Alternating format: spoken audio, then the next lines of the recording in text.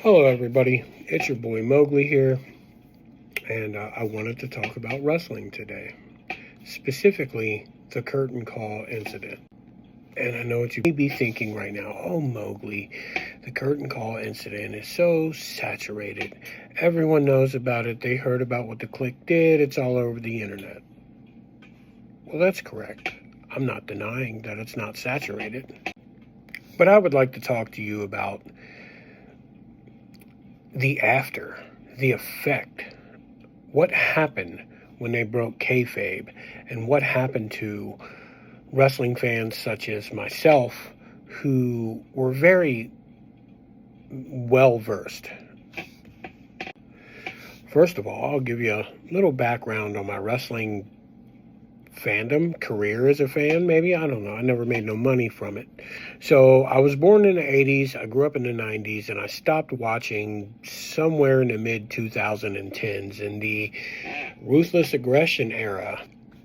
I was fortunate enough that my stepdad had hundreds and hundreds of backlog wrestling movies on VHS. So, not only was I spending every pay-per-view, that's what we used to call premium online events, at my stepdad's friend's house, watching whatever WCW or WWF at the time had put out, and it was always a big spectacle. There was pizza, the adults were doing their thing, the kids were doing their thing. It was grandiose. When I wasn't doing that, I was at home, and we would often watch his backlogged tapes, and I got to see a lot of things from the territories. I got to see stuff like Starrcade events from the 80s. I got to follow careers of certain people through VHS. It was impressive, the amount of footage that he had. So being a fan of wrestling was something that I grew up with. But as I stated, we have to talk about the curtain call incident. We have to talk about what happened when they broke kayfabe. For those of you that don't know, kayfabe is the storyline or lore of wrestling. It's the direction that the narrative is driven in. Now, as a fan, from an early age, I learned that wrestling was fake, quote unquote, choreographed. So knowing that, I always knew the violence, the people were not actually pile driving a guy's head into the mat. But the good wrestlers would use this choreographed match to tell a story. And there was emotion involved. But outside of the ring, the kayfabe, the storylines, the emotion that was there, that's what really had me. And that's what really had a lot of people. People understood that they weren't actually in there, hurting each other. But believing that Stone Cold actually hated Vince McMahon, that was the magic. That's what hooked us in. That's what kept us engaged.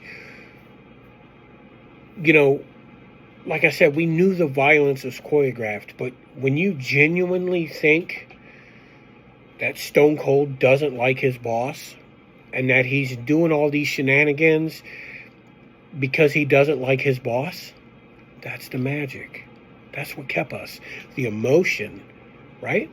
Well, when they broke kayfabe, they broke that. The veil was lifted. We got to look into the back room and into the lives of these people. And yeah, I understand they're human beings and they have lives and all that. We could save all that for an interesting documentary. I don't need to know this while I'm watching my favorite wrestler in his career. It broke immersion. And today I really try, like I'll pop in and out. I'll watch some Raw. I'll watch some premium live events. I even go I pretty much go every year to see Raw when it comes to my city.